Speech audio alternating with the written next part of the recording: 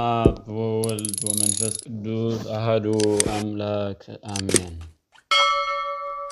ናይ ሶሉስ ስነ ፍጥረት ሳልሳይ ክፋል ወእምዝ ርእየ እግዚእ ኢየሱስ ከመ ተፈጸመ ኩሉ ይቤ ጸማእኩ ድሕሪ እዚ ጎይታ ኢየሱስ ኩሉ ከም ዝተፈጸመ ፈሊጡ ጸሚአ በለ።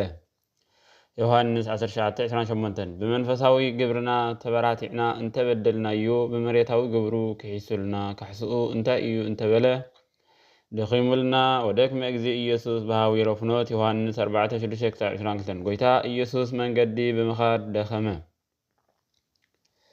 በመሬታዊ ግብርና በሊዕና ሰቲና እንተበደልናዮ በነፈሳዊ ግብሩ ክሒሱልና ካሕስኡ እንታይ እዩ ንዝብል ጠሚልና ወርህበ እግዚእ ኢየሱስ ጎይታ ኢየሱስ ጠመየ። ማቴዎስ 4:2 መጸለሊ መጸገዒ ንገብረሎም ዝበልናዮ ኸዓ ጎይታና ኢየሱስ ክርስቶስ ኣብ ኩሉ ዝበደልናዮ ነገር ኣትዩ ካሕሳ ንዝኸሓሰልና ምሳሌ እዩ። ውእቱ ነስአ ደዌነ ወጾረ ሕማመነ ወባአ እግዚእነ ውስተ ኩሉ ጸዋቱ ወመከራ እንተባቲ ኣመከረነ ጸላኢ ከም ዝበለ ብሓቂ ንሱ ንሕማምና ጸሮ ንስቃይና ኸዓ ኣብ ነብሱ ጸዓኖ። ኢሳይያስ 53:4 እንተ ቆረርና ንመቖሎም ኣቕሓ እንተ ጠፍኡና ኣብሪህና ንናድየሎም ኢልና ነርና። እዚ ድማ ጎይታና ኢየሱስ ክርስቶስ ንጽቡቕ ተግባር ኩሉ ኣብነት ኣርኣያ ንዝኾነና ምሳሌ እዩ። ወኮነነ በኩሉ ወጥንተ ብለኩሉ ምግባረ ሰናይ እስመ ኣርኣያነ ወሃብኮሙ ከመ ተግባሩ አንትሙኒ በከመ ገበርኩ ለክሙ ኣነ ንኹሉ ጽቡቕ ተግባር በኹርን ጀማርን ኮነና ከምቲ ኣነ ንዓኻትኩም ዝገበርክልኩም ንስኻትኩም እውን ከምኡ ክትገብሩ ኣርኣያ ሂበኩም ኣለኹ ይብል። ዮሐንስ 13:15 ተመጊብናዮም ምንባርና ድማ ጎይታና ኢየሱስ ክርስቶስ ስግኡን ደሙን ዝሃበና ምሳሌ እዩ። ወደሞ ክቡረ መንፈሰ ሕይወት ወሃበነ ወማይ መንጽሄ ዚኣነ ትምህርቲ ህቡኣት ንኽብርን ንንጽህና ነፍስን ዝኸውን ክቡር ደሙን ካብ ጎድኑ ዝወፀ መጽንሒ ዝኾነ ማይ እውን ሃበ። ብሱሮም ኣብ ጎድኖም ኣብ ጫፎም ኣብ ዘፍርዩ ገበረ ኢልና ነርና። ሱር ናይ ጎይታና ምሳሌ ፍሪኡ ኸዓ ልደቱ ጥምቀቱ ኣሚኖም ክብሪ ናይ ዝረኸቡ ምእመናን ምሳሌ እዩ። ኣነ ውእቱ ጐንደ ወይኒ ወአንትሙ ቁጻጽቂሁ እቲ ጐንዲ ወይኒ ኣነ እየ ጨናፍሩ ከዓ ንስኻትኩም ኢኹም። ዮሐንስ 15:5 ብጎድኖም ዘፍርዩ ናይ ሃዋርያት ምሳሌ ፍሪኡ ድማ ናይ ሃዋርያት ዝመሃርዎ ትምህርትን ንዝገበርዎ ተኣምራትን ኣሚኖም ክብሪ ዝረኸቡ ናይ ምእመናን ምሳሌ እዩ። ወእንፍሬሆሙ ተኣምርዎሙ ኩልቼ ዕፀ ሰናይ ፍሬ ሰናይ ይፈሪ ካብ ፍሪኦም ክተለልይዎም ኢኹም። ከምኡ ድማ እቲ ጽቡቕኦም ጽቡቕ ፍረ ይፈሪ። ማቴዎስ 7:16 ብጫፎም ዘፍርዩ ናይ ጎይታና ኢየሱስ ክርስቶስ ምሳሌ ጫፍ ልዕሊ ኩሉ እዩ ዝርከብ። ጎይታ ድማ ልዑለ ባህሪ ንምዃኑ እዩ። ፍሪኡ ድማ ጎይታና ዝመሃሮ ትምህርትን ዝገበሮ ተኣምራትን ሰሚዖም ኣሚኖም ክብሪ ዝረኸቡ ምእመናን ምሳሌ እዩ። ኣነ ውእቱ ሃረገ ወይኒ ዘጽድቅ ወአቡየ ተካሊሁ። ዮሐንስ 15:1 ተመሃሩ እምኔ እስመ የዋህ ኣነ ወትሑተ ልቤ ወትረክቡ ዕረፍተ ለነፍስክሙ። ኣነ ለዋህየ ልበይ እውን ትሑት እዩ እሞ ኣርዑተይ ጽሩ ካባይ እውን ተመሃሩ ንነፍሶም ከዓ ዕረፍቲ ክትረኽቡ ኢኹም ከም ዝበለ ማቴዎስ 11:29 ከምኡ ኸዓ ፍሬ ናይ ትሕትና ምሳሌ ብጎድኖም ዝፈርዩ ብናይ ጎይታና ጎድኒ ዝተረኽበ ማይ ተጠቒሞም ተጠሚቖም ክብሪ ዝረኽቡ ምእመናን ምሳሌ እዩ። ዮሐንስ 19:37 ማቴዎስ 26:28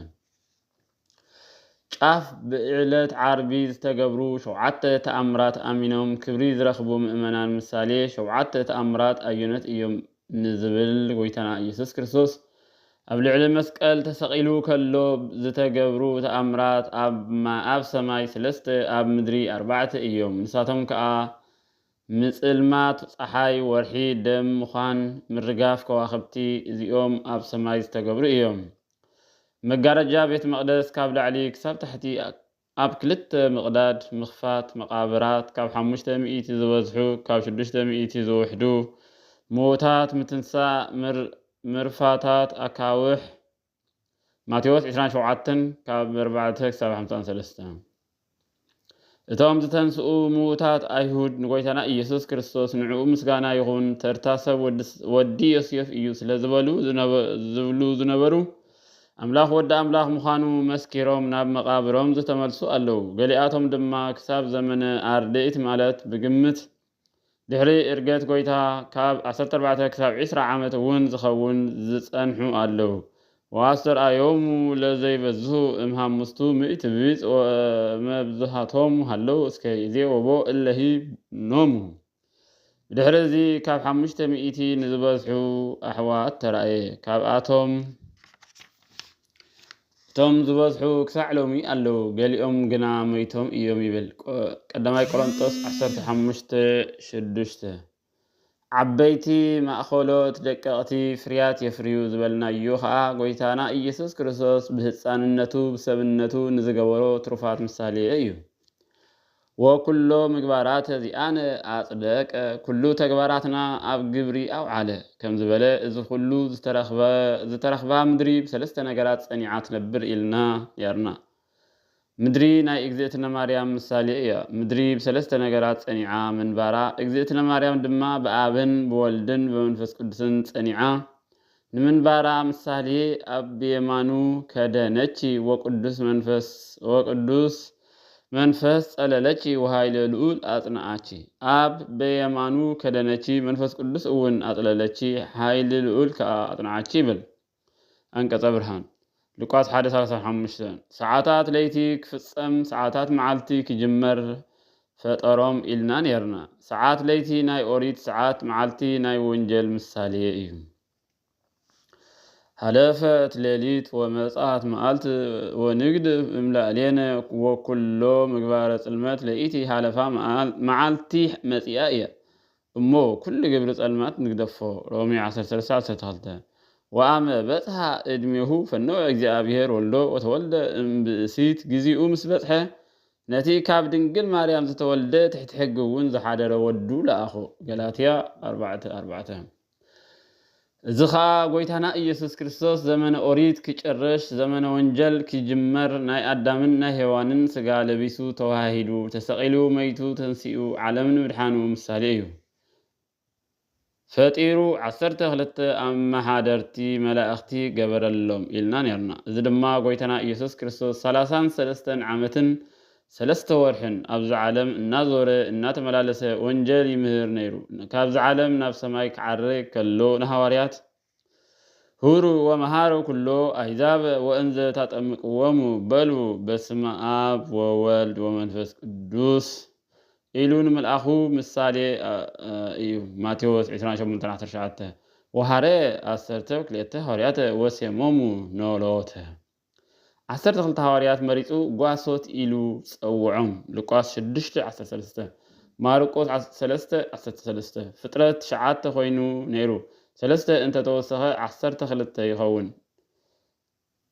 ፍጥረት 9 ኮይኑ ነይሩ 3 እንተተወሰኸ 12 ይኸውን። እዚ ድማ ማይ መሬት ንፋስ እሳት ጸልማት ብርሃን መላእኽቲ ሰማያት ማይ ኣብ 3 ምኽፋል ኣእዋም ኣዝርእት ኣትክልት እዮም።